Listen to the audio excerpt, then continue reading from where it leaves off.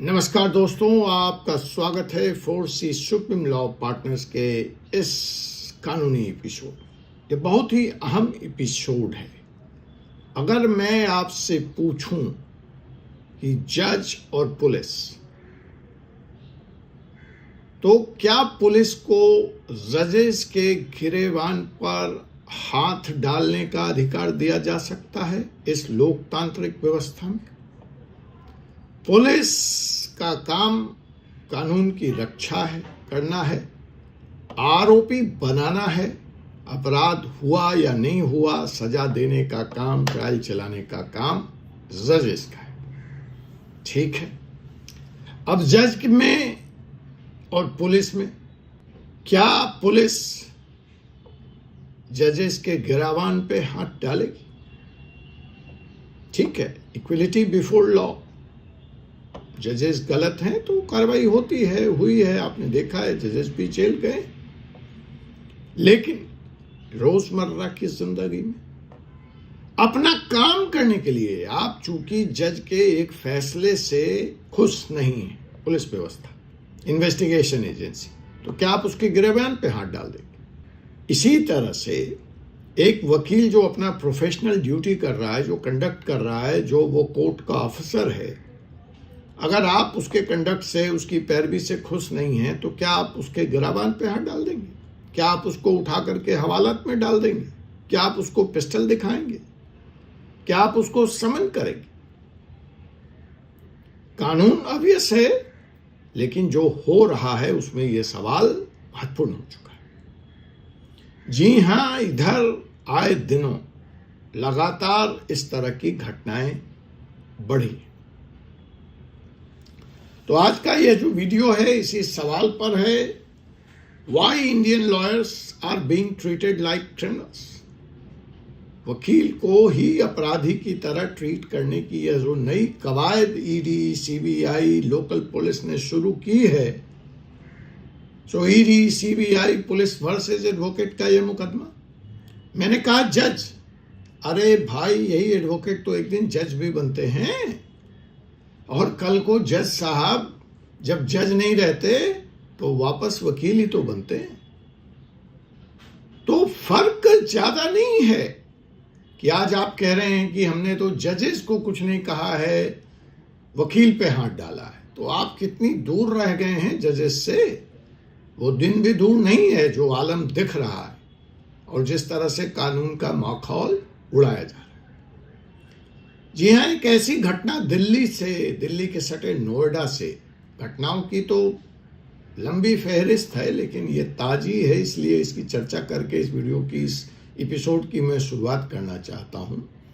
Supreme court में एक महिला एडवोकेट ने रिट पिटीशन लगाया 226 के तहत, जिसमें महिला एडवोकेट ने कहा कि जब वह अपने क्लाइंट की पैरवी करने थाने गई, नोएडा के एक थाने में, तो पुलिस वालों ने उनके क्लाइंट की बात सुनने की, राहत देने की, मामला एक एक्सीडेंट का है, कोई मामला भी ऐसा वैसा नहीं था।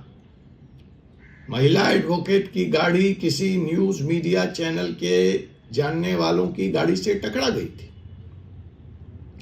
और महिला एडवोकेट इसी बारे में मुकदमा दर्ज कराना चाहती थी, मतलब महिला एडवोकेट की क्लाइंट। चूंकि मामला मीडिया का था, इसलिए क्लाइंट की नहीं सुनी जा रही थी, इसलिए मजबूरन उसको एडवोकेट साहब को बुलाना पड़ा। और जब वो महिला एडवोकेट रात में थाने पहुंचती हैं, तो पुलिस मुकदमा दर्ज करने की बजाय उस महिला एडवोकेट को, मैं कुछ भी अपनी तरफ से नहीं कह रहा हूं, ये सुप्रीम कोर्ट में लगा हुआ जो पिटीशन है, मैं उसके आधार पर ये बातें बोल रहा हूं। तो महिला एडवोकेट की बात तो सुननी दूर, पुलिस उसको पूरी रात थाने में डिटेन कर दी, कैमरा बंद कर देती है, और तो और उसके साथ बदतमीजी करते हैं पुलिस वाले, मेल पुलिस वाले, शारीरिक बदतमीजी, सेक्सुअल अब्यूज। उसकी कनपट्टी पे पिस्तल सटाया जाता है थाने में, एक वकील के साथ, महिला वकील के साथ धमकाया जाता है। हर तरह का जो उत्पीड़न किया जा सकता है वो सारा कुछ किया जाता है। और मामले में तो कार्रवाई करनी तो दूर और दिगर बात है। खैर, एक ये उदाहरण है जिसके माध्यम से मैं आज की इस बहस को शुरू करना चाहता हूं। इधर दिल्ली हाई कोर्ट में एक मामला आया जहां सीबीआई के एक आईओ ने एक वकील साहब को ही समन कर दिया क्योंकि वो अपने क्लाइंट की पैरवी सीबीआई केस में कर रहे थे। अरविंद दातर का मामला और हमारे एओआर सुप्रीम कोर्ट का मामला तो जग जाहिर है, जिसमें ईडी ने उन दोनों को ही पार्टी बना दिया, समन कर लिया। उस समय के तत्कालीन भारत के मुख्य न्यायाधीश गवई साहब ने सुओ मोटो एक्शन लिया, निर्देश जारी किया। उसके बाद की ये दो घटनाएं, तो क्या अब इस देश में सुप्रीम कोर्ट की भी नहीं चल रही? क्या इस देश की इन्वेस्टिगेशन एजेंसियां सुप्रीम कोर्ट से भी ऊपर हो गई हैं? फिलहाल तो ऐसा ही लग रहा है। इन मामलों को देखते हुए तो ऐसा ही लग रहा है। ईडी लॉयर को नोटिस भेज रही है, सीबीआई एडवोकेट्स को समन कर रही है, पुलिस खुलेआम वकीलों पे हमले कर रही है और कोर्ट मौन है। कोर्ट चुप है। सोच के देखिए कि अगर इस कानून व्यवस्था में, इस राज्य में अगर एडवोकेट सेफ नहीं है तो आम आदमी का क्या होगा? ये सारी घटनाएं कोई इकलौती घटनाएं नहीं है, आइसोलेटेड इंसिडेंट नहीं है, ये एक पैटर्न बनता जा रहा है। अगर ये पैटर्न नहीं होता तो मैं ये वीडियो नहीं बनाता। और यह पैटर्न लोकतंत्र के लिए खतरनाक है। ईडी केस में सुप्रीम कोर्ट ऑफ इंडिया के मतलब चीफ जस्टिस ऑफ इंडिया ने खुद बोला कि आप लॉयर्स को इस तरह से कैजुअली समन नहीं कर सकते। बट ग्राउंड जीरो पे तो चीफ जस्टिस ऑफ इंडिया के ये आदेश आ जाने के बाद भी कुछ नहीं बदला। दिल्ली का लॉयर, महिला लॉयर, नोएडा पुलिस की हैरेसमेंट दास्तां आपने सुनी डिटेल में। सुप्रीम कोर्ट तक में रिट हुई, नोटिस हुआ। सीबीआई केस में दिल्ली हाई कोर्ट को हस्तक्षेप करना पड़ा, जहां एक लॉयर को ही समन कर दिया गया। और जोधपुर की वो घटना जहां पुलिस वाले खुलेआम अपने वकील की पैरवी करने गए, वकील साहब को हवालात में डाल दिया। तो साहब, ये वो केसेस हैं जहां कैमरा पहुंच गया, जो खबरें अखबार में छप गई, पब्लिसाइज हो गई, सोशल मीडिया पे छप गई, जो वायरल नहीं हुई। ऐसे कितने केस होंगे देश भर में? सोच के देखिए जरा। वकील किस डेंजरस जोन में काम कर रहा है, कितना रिस्क में काम कर रहा है, कितना अनप्रोटेक्टेड है। अब मेरा सीधा सवाल है कि क्या इन्वेस्टिगेशन एजेंसी को लगता है कि उनके टारगेट्स क्रिमिनल्स नहीं हैं? उनके टारगेट, उनके रडार पर वकील हैं।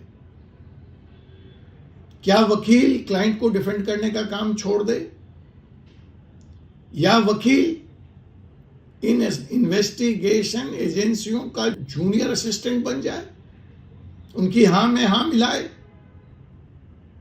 अगर लॉयर को लीगल एडवाइस देने के लिए समन किया जाएगा तो साहब,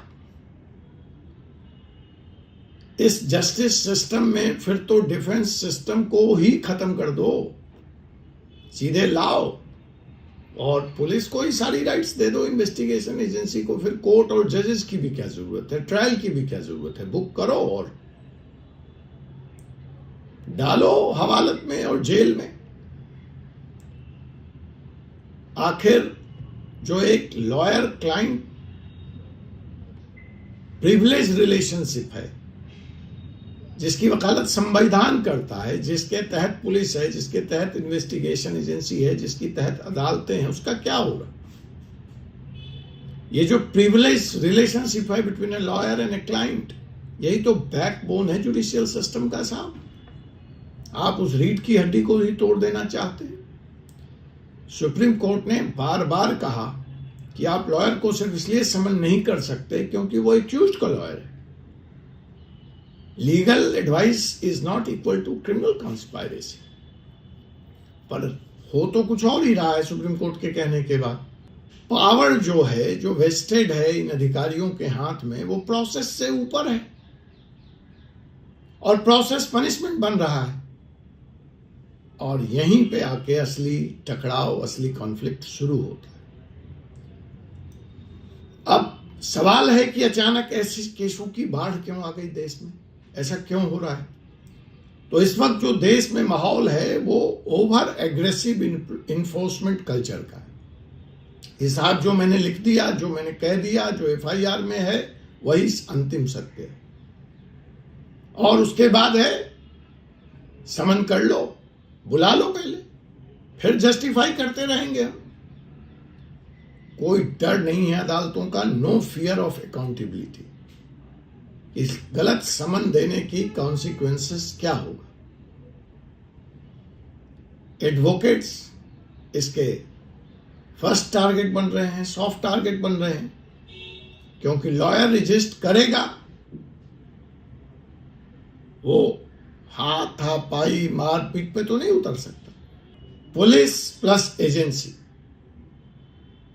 और उसमें अदालतों की, खास करके छोटे अदालतों की, चीफ जुडिशियल मैजिस्ट्रेट लेवल के अदालतों की जो मौन रहने की नई परिपाटी और प्रक्रिया शामिल हो गई है, वह काफी चिंताजनक है। Advocate is equal to constitution.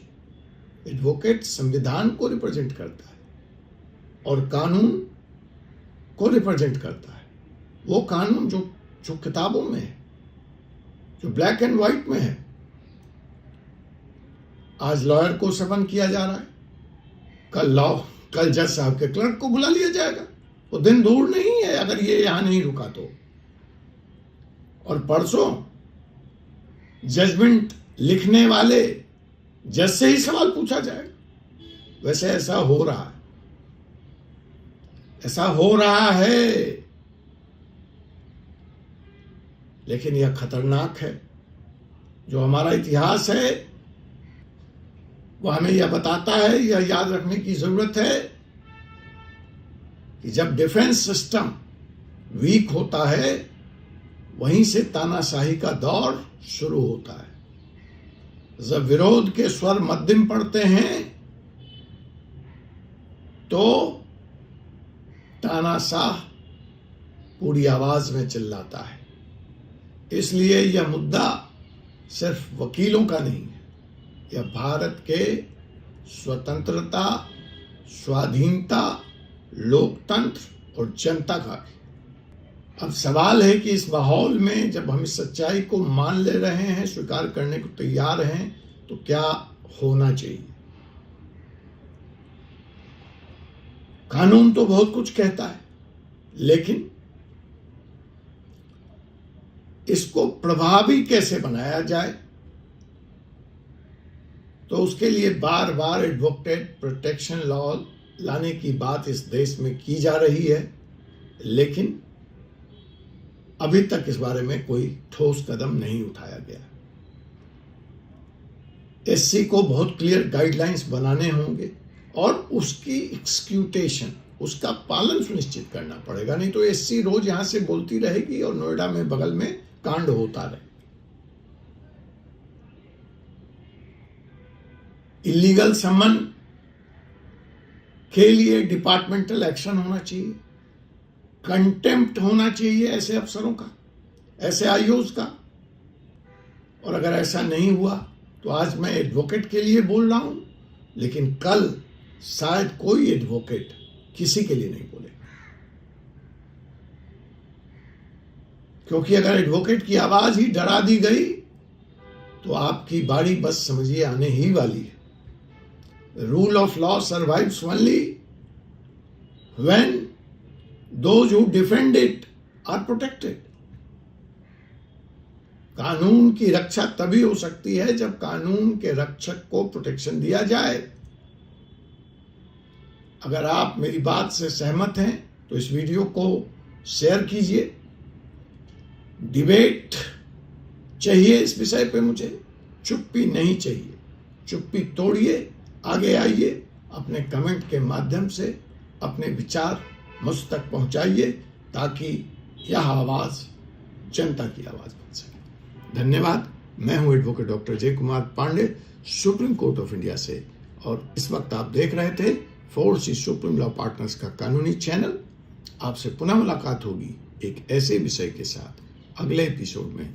तब तक के लिए मुझे एडवोकेट डॉक्टर जय कुमार पांडे को अनुमति दीजिए। जय हिंद, जय भारत, जय संविधान।